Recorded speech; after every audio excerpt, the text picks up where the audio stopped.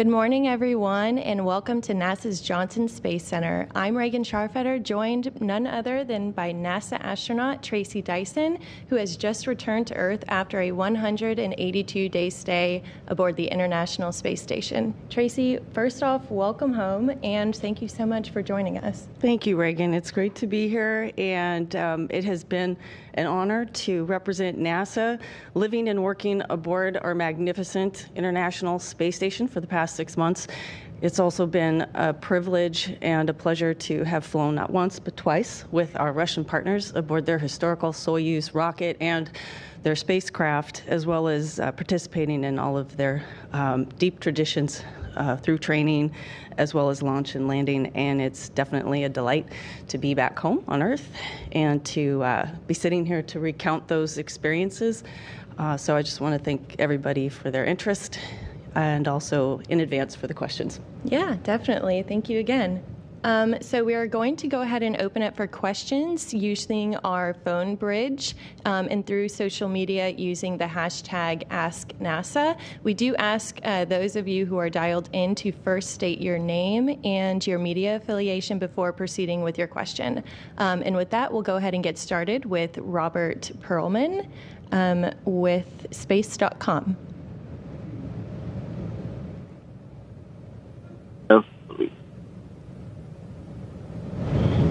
Can you hear me? We can hear you faintly. Okay, I'll try to speak up. Hi, Tracy. Welcome home. You've now logged 372 days in space on 3 missions, but both of your cosmonaut colleagues that you came home with passed that in that one mission that they came home from, and of course, Oleg Kononenko passed his 1,000th day in space. If given the opportunity, would you want to spend that much time off the planet? And is there a point where you stop feeling the tug of Earth to come home, but instead start feeling as space being your home? Wow, that's a heavy hitter starting off with that question. Having just come back, I would say that if it were just for the work alone, of course, I think the work that we're doing on board the International Space Station and with our partners, both internationally and academically and industrially, commercially, it's really meaningful work. And so I think for that reason alone, I would stay as long as it took. But of course, the tug of Earth and family and friends and the life that we lead here, not just personally, but also professionally, supporting the missions and helping to continue learning about this environment that we are exploring. It would be a hard call to go a straight 1,000 days like Oleg, but I think that definitely the work is meaningful enough to stay the duration. All right, we're going to go ahead and open up questioning for Gina Sinceri with ABC News. Tracy, I read the description of all the science experiments you did up there, and it was a very busy schedule. But looking at all of those experiments, did any of them resonate with you? Boy, this would be handy when I go back to Earth to know about this and help others. I feel like there's a lot of ways I could answer that. Because the work, the science and the technology demonstrations that we do on board, sometimes the process of the science is really obvious to us crew members, especially when we are the human subjects of it. But sometimes it's not. And it's not until we talk with the principal investigators, the people who develop those payloads, that we start to understand what's going on behind the equipment that we set up, the cables that we connect, and things like that.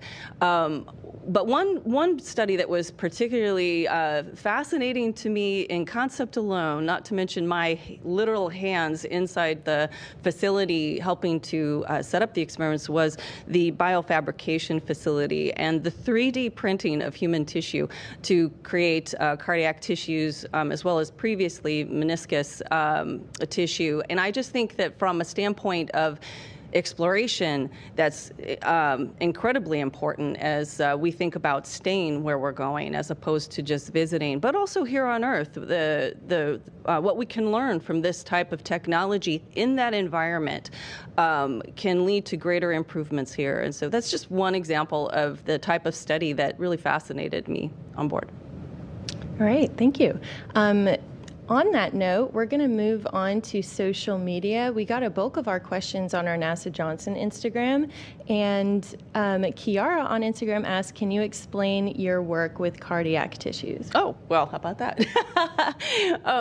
To say my work is a stretch, but my participation in the study of cardiac tissue was what I was just mentioning, the biofabrication facility, or BFF as we fondly called it on board.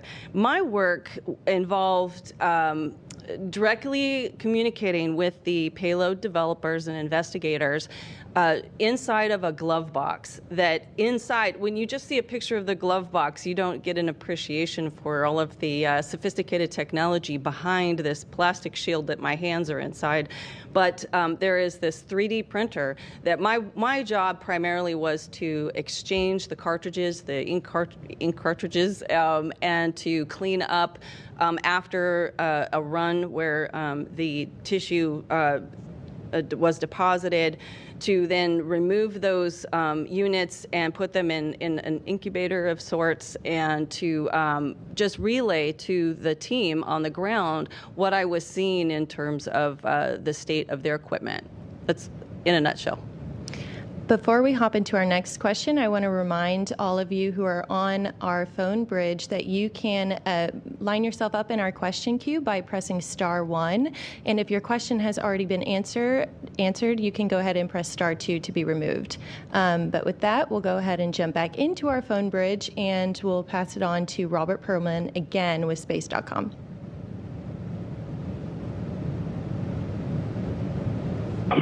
Thanks. Tracy, you had attempted to go do a spacewalk twice. Can you talk about the problems that were encountered on the two attempts to go out, and actually the 31-minute what occurred during the 31-minute spacewalk that you actually logged without going outside? Yeah, thanks, Robert. It's in some ways emotionally hard to talk about my spacewalks because the two attempts that we made didn't result in the clearing of the objectives that we had going in.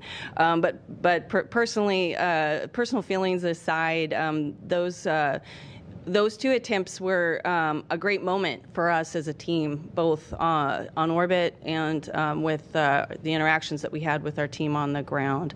Our first attempt, both spacewalks were to go perform the same content, which was primarily to bring in an antenna that was stowed outside, as well as do some microorganism swabbing, if you will, a COVID test for the International Space Station. But in the first case, my partner, Matt Dominic, had some suit issues that were just too important to take care of before going out into the vacuum. And on the second attempt, it was actually my suit that, well, it wasn't my suit, it was actually the station's umbilical that provides cooling and data and oxygen that had a leak. And it wasn't discovered until removing the umbilical once we were at vacuum inside the crew lock. And all the events that unfolded during that period of time were very character building for me, but also I felt during those moments were some of the finest in terms of communication, and that's what I think our human interactions are all about, is communication. And nothing was more important to me during that period of time than being able to communicate not just with the ground, but also my crewmate, Mike Barrett, who was in the crew lock with me, as well as the rest of our crew outside, inside the space station, but outside the crew lock. I think we handled it. the situation quite well, considering that I was really the only person that had eyes on what was happening because we hadn't turned on our helmet cams yet, and there was very little external to the space station in terms of cameras that could see what was going on. But it was basically a fire hose of water and slush coming out of my umbilical, and it had covered my visor with ice. I couldn't see what was going on, and it took a few microseconds to figure out that what needed to be done. And I could go on and on to describe in detail all of the sequence of events, but just suffice it to say that it was great teamwork that brought us in 31 minutes, and I'm going to hang on to those 31 minutes as some of the most character-building moments of my life in space. Definitely. Thank you. Brian Bradley on X asks, what did the task of deploying the Cygnus spacecraft mean to you? Oh, a great deal. Thank you. The Cygnus, if we're talking about NG-20, it was named after Patty Hilliard Robertson, who was a classmate of mine, and Sunny's as well, Sunny Williams on board. She and I were part of the 1998 class of astronauts, and Patty, who the Cygnus spacecraft was named after, was one of our classmates that we unfortunately lost during our ASCAN life. And it was so meaningful to not only be up there at the same time as the Patty Robertson, but also to be up there to share that experience with Sunny, because we were a very close group, and the three of us in particular, as well as Barbara Morgan, our fourth female in that class. So in addition to all of the great things that the Cygnus brings in terms of cargo and science and the capability that it has to also take away basically trash and other things that we don't need to have on the space station anymore. It is a workhorse, and to have interacted with that vehicle during a large portion of my stay on board was very meaningful and also very important. The Cygnus is quite a workhorse, as I said. So it was bittersweet to watch it fly away, but it was also a great privilege to have been the one in the cupola sending commands and also working with the team on the ground to ensure its safe departure. Thanks for your question. Yeah, excellent question. John Mark on Instagram asked, does seeing Earth from space change your perspective on humanity? Yeah, I don't know who could ever look out that window and see our planet and not think about the inhabitants of it. I think having been my third trip into space, it was no less significant to see it. It just pretty much engraved in my mind the memories that I had before of seeing the grandeur of our planet amidst the starkness of space, and just the miracle, I think, of us actually being there in low Earth orbit.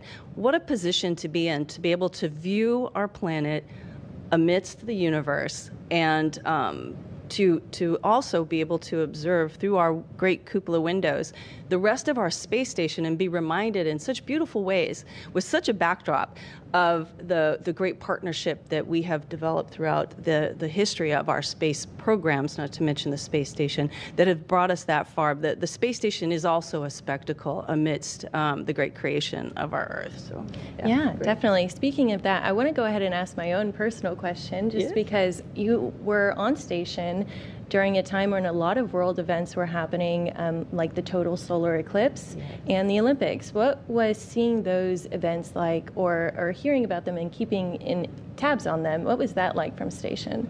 Oh, it was really cool in so many ways, one of which was the enthusiasm of everyone and that we came in contact with, from those of us on board to those surrounding us in terms of support, as well as our family and friends.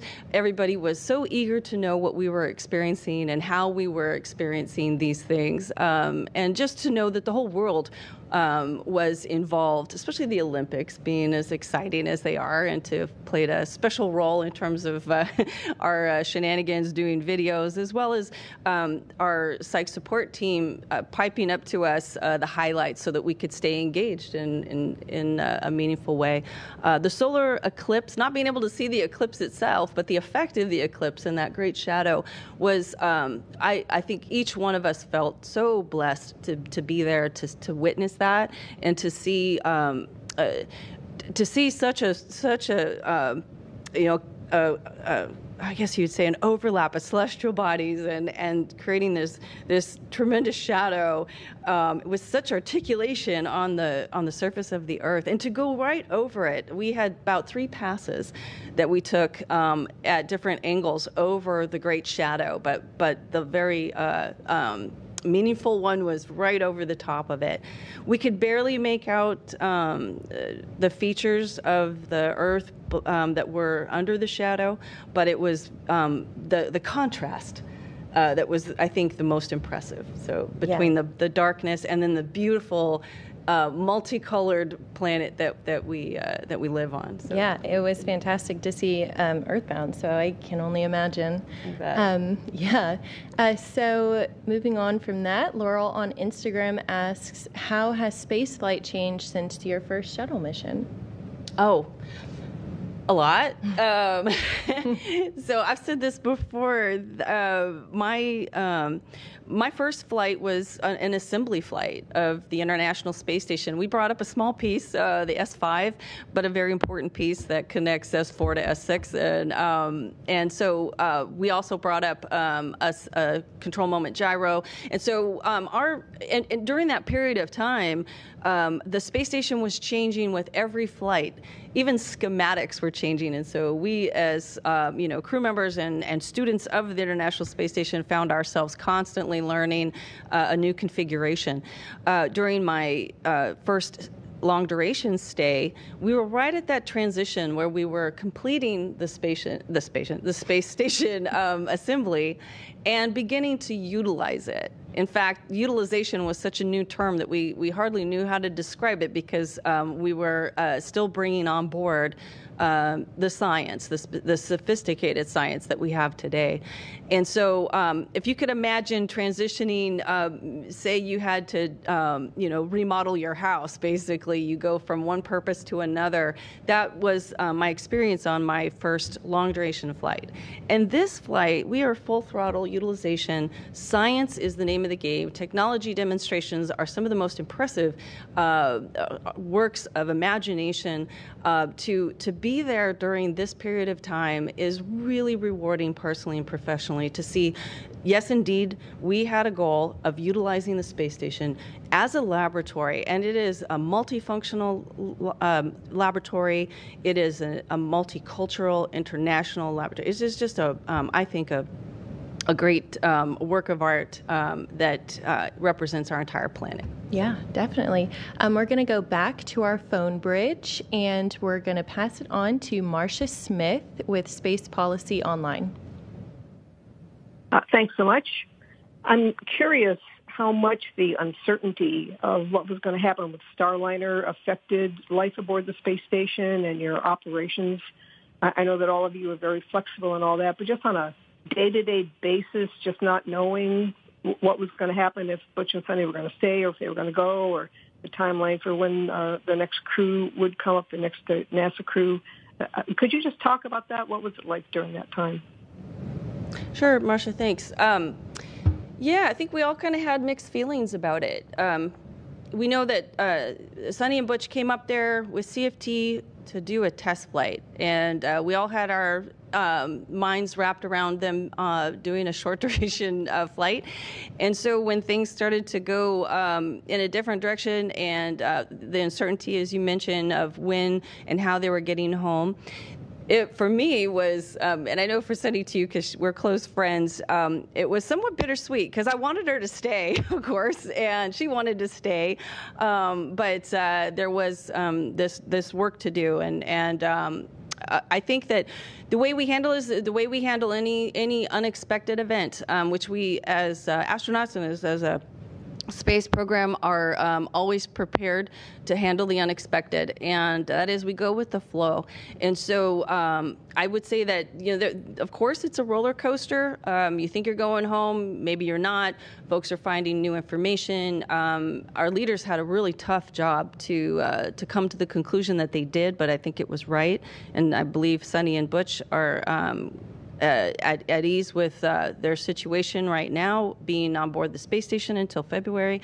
But despite the ups and the downs, the work up there is so meaningful, and we definitely needed the extra hand at the time that they were there. So everything worked out really in the favor of our space station and getting the work done. And both Butch and Sunny, I think, would tell you that the work that they've been doing since arriving, however long they stay, has utilize their skills, their experience, and they're willing to, with the support of their family, do what they need to do in order to support the space program, space station. So yeah, that might have been a long-winded answer to your question, but I think the team handled it, the ups and the downs, with camaraderie and a focus on not themselves, but the work and the sacrifice that we all make to be there.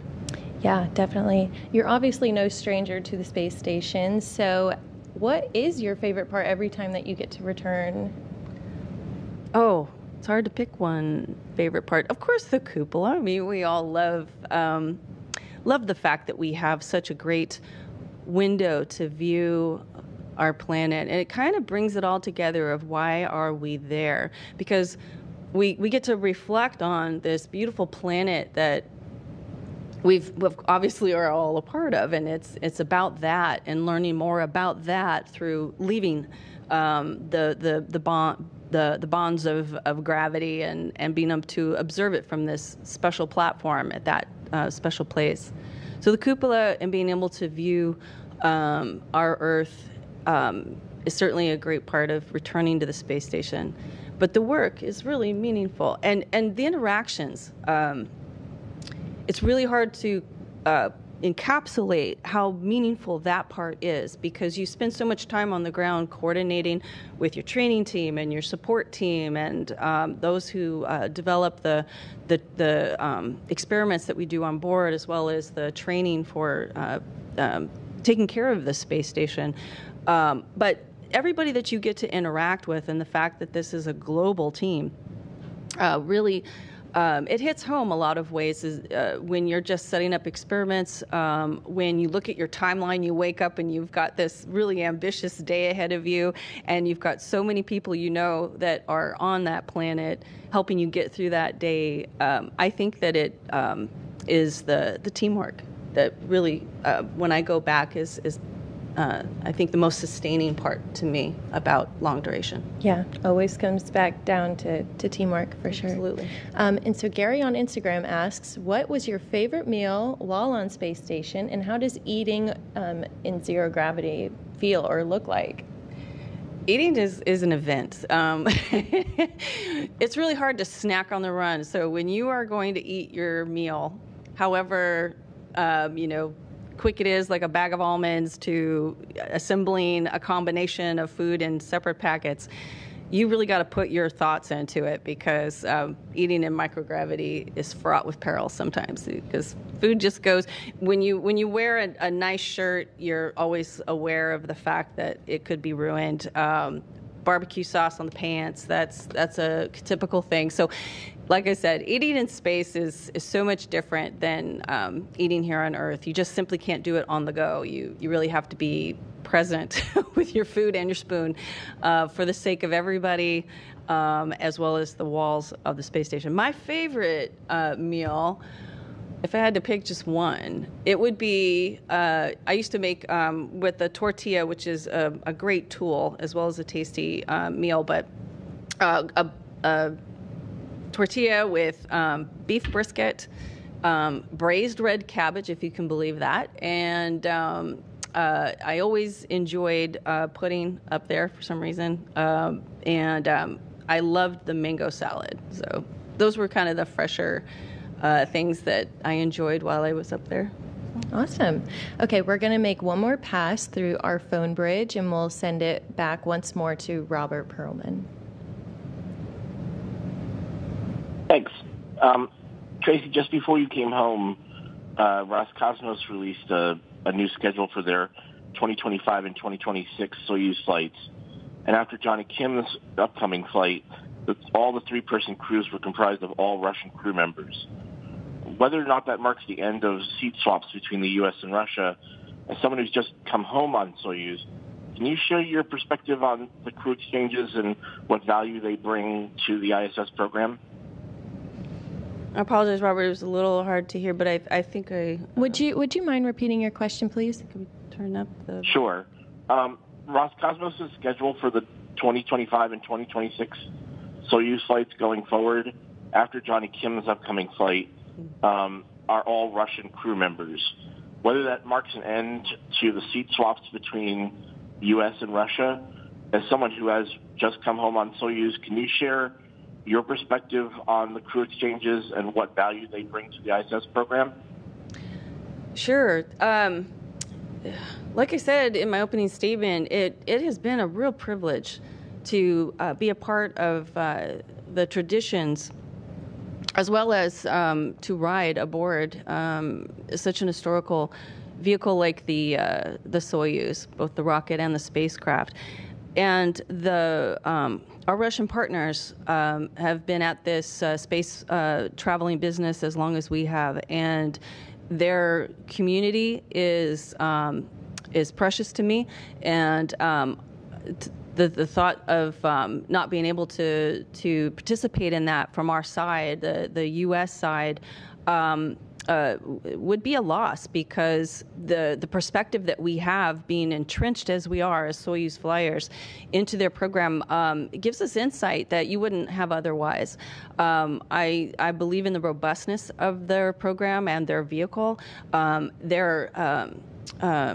Their regard for their hardware, their people, like I said, is very precious to me. So in my personal opinion, I think that it strengthens our relationship, our partnership with them, and it translates to the work that we do on orbit as crewmates as well. You know, all that we go through in training, not just sitting in a simulator, but through all the water and land survival and all the hard things that we do from the day to day to seeing each other. I spent more time with my Soyuz crewmates than I did with my USOS crewmates on the ground, and so having that kind of interactions with our Russian partners really translates well into the relationships and working environment that we have on board the station. So from that perspective alone, I would hope that we would be able to continue flying and trading and doing this trade of Soyuz and USCV crew members from the other partner agencies. All right. We have one more question from social media, and they ask what advice you would give to our younger generations who one day aspire to become astronauts. Oh, wow. Well, I would love to be able to look into a crystal ball and see what our program's going to be like, specifically when our young folks are at that point of entering our program. But I think the bit of advice that I could give that I think rings true regardless of what age you are or era that you entered school is that you find the things that you really enjoy doing. And that may sound pretty simple, but it's actually not, because you've got all of these competing factors, especially when you take advice from folks and you're trying to weigh whether you should go into a certain field or do a certain thing, or think that it all relies on this particular niche that you do. But it really does involve your heart, I think. And when you enjoy what you're doing, it really brings out the best in you. And that is 100% what we need in the space program as we explore, as we go beyond, and we do things that we haven't done before but are built on the experience that we've had in the environments that we have explored and have experienced in. So what I think is most important is that you enjoy what you're doing, and you put all that you can into it to improve yourself, but also to be a great team member. we wouldn't all be going into space if we were doing it all on our own. And so I think teamwork and enjoying what you're doing is probably the best overall advice I could give. Yeah, what a great note to end on. Again, I think this concludes our post-landing news conference today. Again, I just want to thank you so much for joining us here today. We're so thrilled to have you back, and you're soon to be joined by NASA SpaceX Crew 8 members. So we're all looking forward to that. I just want to remind all of you who are watching on NASA Plus that NASA SpaceX Crew 8 members will be delivering their farewell remarks from the space station live on NASA Plus this Sunday at 9:55 a.m. Eastern. We'll see you then.